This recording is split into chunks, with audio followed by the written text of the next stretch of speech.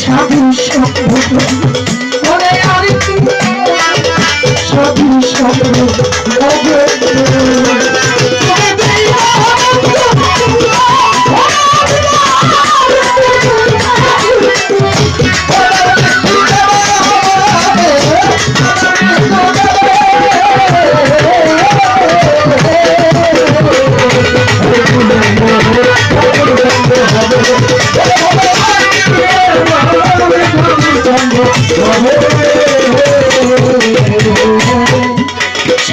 বলেছে যেখানে 10 জন মানুষ থাকে সেখানে আল্লাহর একজন রহমতের ফেরেশতা।